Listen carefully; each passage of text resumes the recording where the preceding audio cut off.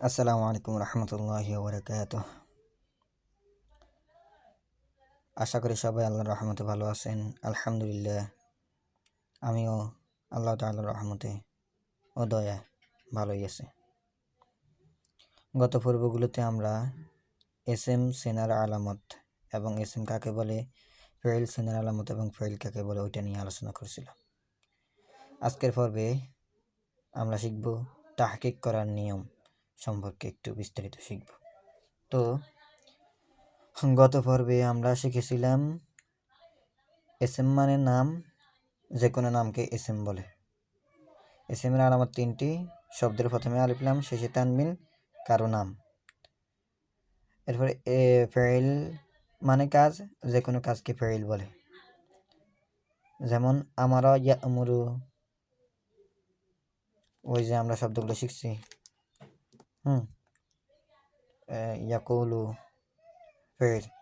ফেইলের আলামত কি? শব্দটি মাজি বা মুজারে বা আমরের সিগা হওয়া। একটাই মাত্র আলামত, মাজি মুজারে বা আমরের সিগা হওয়া।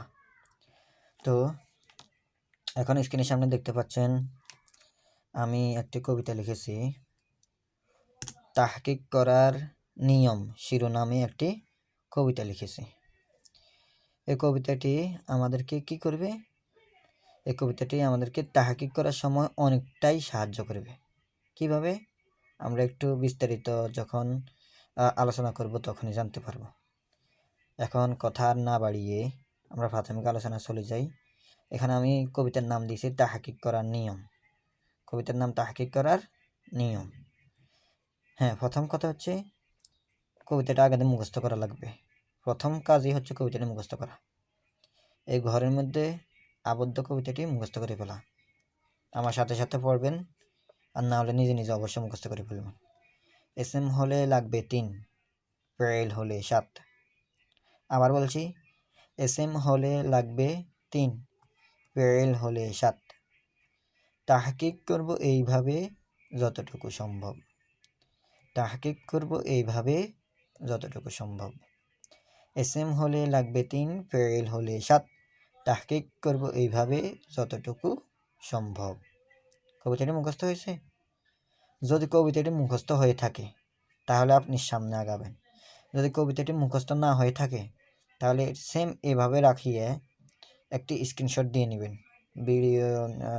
ভিডিও চলা অবস্থায় একটি স্ক্রিনশট দিয়ে নিয়ে আগা দিয়ে কবিতাটি মুখস্থ করে ফেলবেন। এস এম হলে লাগবে 3, ফেইল হলে 7। তাহকিক করব এইভাবে যতটুকু সম্ভব।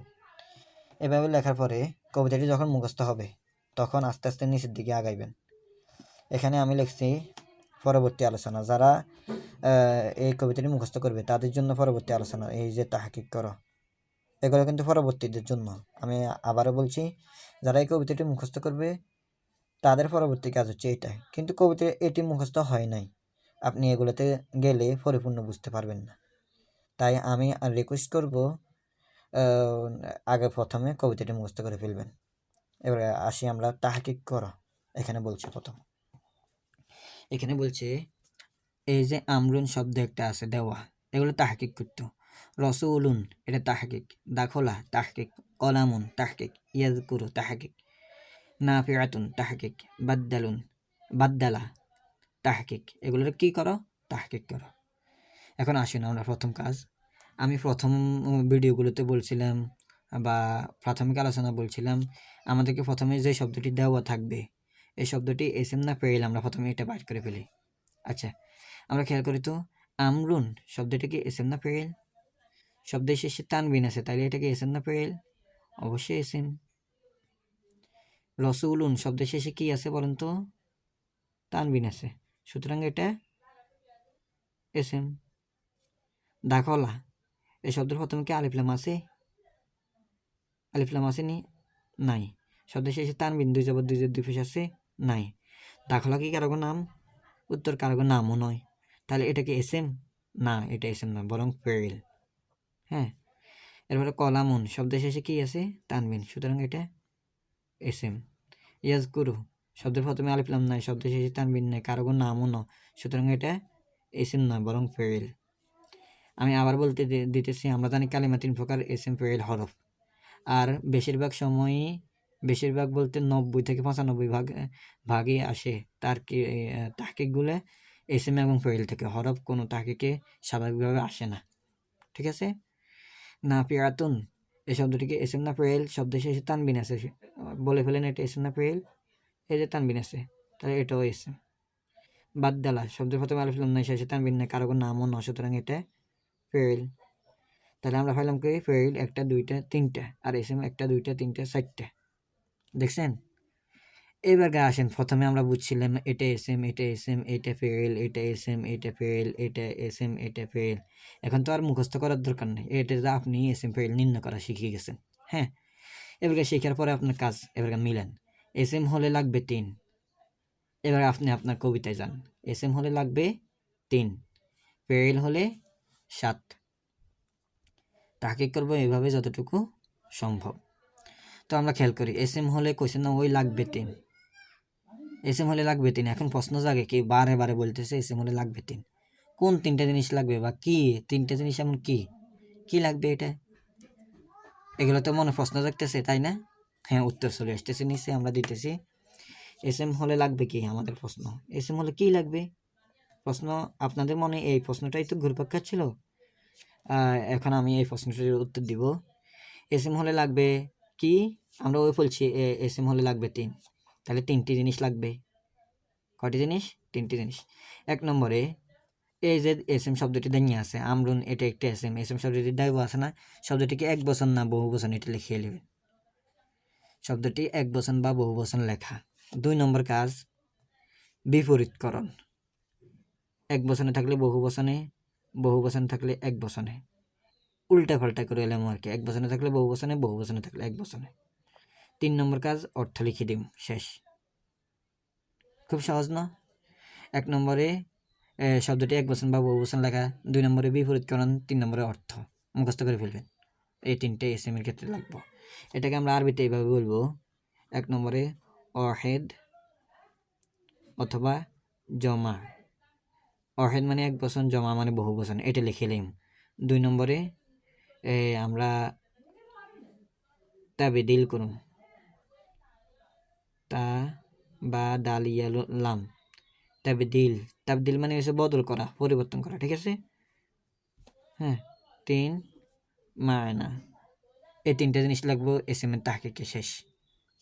এবার আসেন ফেইল হলে লাগবে কি? ফেইল হলে লাগবে 7টি জিনিস। ওই যে কোশ্চেন এসএম হলে লাগবে 3, ফেইল হলে 7। আপনি তো জানেন যে কোনো একটা ফেইল আমরা যদি তাহকিকের ক্ষেত্রে পাই, ওই ফেইলটা পাইলেই আমরা 7টি জিনিস লিখে ফেলবো। কি? সিগা, বহস, বাব, মসদার, মাদ্দা, জিন্স, মায়না বা অর্থ। কি এগুলা পরিচিত মনে হচ্ছে? বারে বারে হুজুরদের থেকে শুনেন বা শিক্ষকদের কাছ থেকে শুনেন। আমরা জানি সিগা, বহস, বাব, মাজার সকল শিক্ষক থেকে এটা পড়ি, আমরা তো কোনো সময় মুখস্থ করি না। তাই আমি অনুরোধ করে বলবো এগুলো বারে বারে লিখে লিখে মুখস্থ করে ফেলেন। সিগা, বহস, বাব, মাসদার। আমার সাথে সাথে প্রয়োজন 2-3 বার পড়ে নিজে নিজে চেষ্টা করেন। সিগা, বহস, বাব, মাসদার, সিগা, বহস, বাব, মাসদার, সিগা, বহস, বাব, মাসদার। আবার সিগা, বহস, বাব, মাসদার, সিগা, বহস, বাব, মাসদার। মাদ্দা, জিন্স, মায়না, মাদ্দা, জিন্স, মায়না, মাদ্দা, জিন্স, মায়না, সিগা, বহস, বাব, মাসদার, মাদ্দা, জিন্স, মায়না। অন্তত 50 থেকে 60 বার যদি একভাবে বলতে থাকেন, দেখবেন আপনি অটোমেটিক আপনিই পারবেন। এবার যখন সিগা, বহস, বাব, মাসদার এগুলো শিখে ফেলছেন, তখন আপনার কাজ, এখনকার কাজ হচ্ছে সিগা। এটার আরবিতে কীভাবে বলে? সোয়াদ ইয়া গয়েন গোলতা সিগা, বা হা সা বহস, বা আলিফ বা বাব, মিম সোয়াদ দাল র মাসদার, মিম আলিফ দাল গোলতা মাদ্দা, জিম নুন সিন জিন্স, মিম আইন নুন ইয়া মায়না, সিগা, বহস, বাব, মাসদার, মাদ্দা, জিন্স, মায়না। এই আপনি এভাবে পড়বেন, সিগা, বহস, বাব, মাসদার, এটা হচ্ছে এক নিশে, মাদ্দা, জিন্স, মায়না, এটা হচ্ছে আরেক নিশে। এখন আসেন আমরা 2-1টি শব্দের তাহকিকে আলোচনা করি। এই যে এখানে শব্দগুলো দেওয়া আছে এগুলো থেকে আলোচনা করব।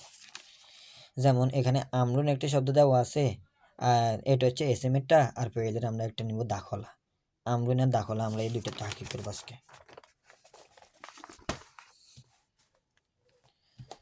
আল্লাহ, আমরা আমরুন শব্দটা আগে দিয়ে উঠিয়ে ফেলছি।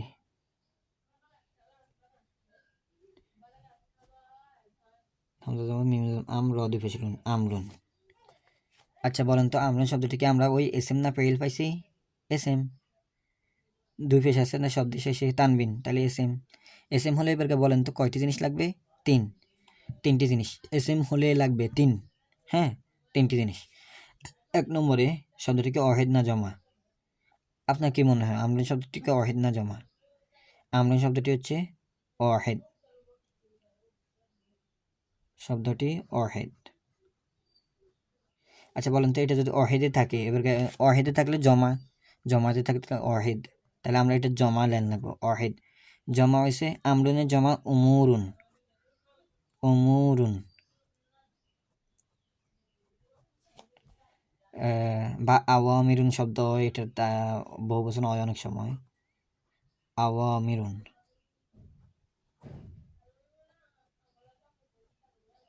হ্যাঁ, 3 নম্বরে মানা বা অর্থ।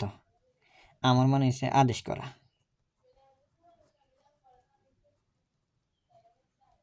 এই যে আমাদের তাহকিক শেষ। কি কঠিন মনে হলো? আচ্ছা আমরা এটার তো আমরা আরবিতে করলাম, এবারে বাংলাতে করি। এ আমরুন শব্দটি বলেন তো ক বচন? এক বচন। প্রথম কাজ হচ্ছে এক বচন বা বহু বচন লেখা। 2 নম্বরে এক বচনে থাকলে বহু বচনে, বহু বচন থাকলে এক বচনে। এখন আমাদের এক বচনে আছে, লিখলাম আমরা বহু বচনে উমুরুন। 3 নম্বর কাজ কি? অর্থ। আমার অর্থ কি? আদেশ। শেষ, আমাদের তাহকিক শেষ। কি কঠিন মনে হলো? কোনো কঠিন নাই। আপনি যদি এটাতে ভরসা পান যে তাহকিক সহজ মনে হচ্ছে, তাহলে আপনি সামনে এগিয়ে যান, কোনো চিন্তা নাই ইনশাল্লাহ। আল্লাহ তাআলা আমাদের জন্য সহজ করে দিক, সকলে বলে আমিন। তো এরপরে আমরা শব্দ ওই যে দাখলা শব্দটি লই, দাখলা। আচ্ছা এখানে দাল জবর দা, খ জবর খ, লাম জবর লা, দাখলা। এটার শব্দ প্রথমে আলিফ লাম নাই, শেষে তানবিন নাই, কারো নামও ন, সুতরাং এটা ফেল। ফেল হইলে আমরা অটোমেটিক ওই 7টি জিনিস মনে আছে তো? এসএম হলে লাগবে 3, ফেল হলে 7। বলেন তো ফেল হলে কত? 7। তাহলে আমরা 7টি জিনিস লিখিয়ে লাই। সিগাহ, সরিয়া গনগুলতা সিগাহ, বা হাসা বহস, বা আলিফ বা বাব, মিম সোয়াদ দাল র মাসদার, মিম আলিফ দাল গুলতা মাদ্দা, জিম নুন সিন জিন্স, মিম আইন নুনিয়া মায়না। হ্যাঁ, এবার আসেন এগুলোর সামনে একটি দাগ দিয়ে দিই আমরা। এই আপনার প্রাথমিক কাজটা শেষ। এসএম হলে লাগবে 3, ফেল হলে 7। এটা আপাতত বুঝছেন আশা করি। এটাই আমি আজকে বোঝানোর জন্য চেষ্টা করেছি, যে এসএম হলে লাগবে 3, ফেল হলে 7। এসএম হলে কোন 3টি জিনিস লাগবে? 1 নম্বরে অহেদ বা জমা, অর্থাৎ এক বচন বা বহু বচন লেখা। 2 নম্বরে তাবদিল, অর্থাৎ বিপরীতকরণ, পরিবর্তন করিয়ে লিমুরকে। 3 নম্বরে মায়না বা অর্থ লেখা। এটা হচ্ছে এসএম এর তাহকিকের নিয়ম, একেবারে সোজা। হ্যাঁ, এসএম এর আরেকটি তাহকিকের নিয়ম আরও 2-3 প্রকারেও করা যায় এসএম এর তাহকিক। ওইটা আমরা পরবর্তীতে বিশ্লেষণ করার সময় বা বিস্তারিত আলোচনার সময় আমরা বলে দিব। এখন আমরা স্বাভাবিকভাবে যে প্রাথমিক নিয়মটা ওইটা শিখিয়ে নেই, দেখবেন অসংখ্য তাহকিক এটা এখান থেকে কমন আসবে। হ্যাঁ, ফেইলের তাহকিক যখনই পাইবেন, এটা যে ফেইল এই শব্দটা যে দেওয়া থাকবে, এটা ফেইল। ফেইল হইলেই 7টি জিনিস লিখে ফেলবেন, সিগা বহজ বাব মাদার মাদ্দা জিন্স মানা। তাই আমার আমি আজকে আপনাদেরকে প্রাথমিক কাজ দিব, এই আমাদের ভিডিওর আলোকে তাহকিক করার নিয়মে কবিতাটি প্রথমে মুখস্থ করে ফেলবেন। এরপরে হচ্ছে এসএম হলে লাগবে কি কি 3টে জিনিস, ওই যে কবিতা পুষে এসএম হলে লাগবে 3টে জিনিস কি কি, এটা মুখস্থ করে ফেলেন। এরপর হচ্ছে ফেল হলে লাগবে ওই যে কোশ্চেন, ফেল হলে 7, এসএম হলে লাগবে 3, ফেল হলে 7। এখন আপনার মনে তো প্রশ্ন জাগবে, ফেল হলে 7টি জিনিস, হ্যাঁ 7টি কি কি? ওই 7টি জিনিস আগে মুখস্থ করে ফেলেন, সিগা বহস বা মালদার মালদা জিন্স মান। এগুলো বিস্তারিত কাকে বলে এগুলো এখন জানার প্রয়োজন নাই, জাস্ট আগে মুখস্থ করে ফেলেন। এরপরে ইনশাল্লাহ পরবর্তী ভিডিওগুলো দেখবেন আপনার জন্য তাহকিকগুলো এতটা সহজ হবে, যেভাবে আপনি ফানি ভাত খেতেও কোনো কষ্ট হয় না। ফানি ভাত খেতে অনেক সময় আমরা নুন দিয়ে এরপরে মরিচ দিয়ে তো আমরা খেয়ে ফেলি, অত বেশি ইয়ে লাগে না। কিন্তু গরম ভাত কি আপনি মরিচ দিয়ে খেতে পারবেন? ওই যে পুড়িয়ে মরিচ, গরম ভাতকে পুড়িয়ে মরিচ দিয়ে খাওয়া একটু কষ্টসাধ্য, কিন্তু ওই ফানি ভাত দিয়ে খাওয়া, হ্যাঁ, অত বেশি ইয়ে লাগে না, উল্টা মজাই লাগে। তো ওই ফানি ভাত খাওয়ার মতোই দেখবেন, একেবারেই পুরোটাই সোজা। তাহকিকের নিয়মগুলো আসলেই পুরোটাই সোজা। জাস্ট একটু কষ্ট করেন প্রথম 2-3 দিন, এরপরে ইনশাল্লাহ ফিরে যাবেন। সকলের জন্য শুভকামনা, এবং আল্লাহ তাআলা যেন সহজ করে দেয় সেই আশা ব্যক্ত করেই আজকের ভিডিওটি এ পর্যন্তই। সকলে ভালো থাকবেন। আল্লাহ হাফেজ।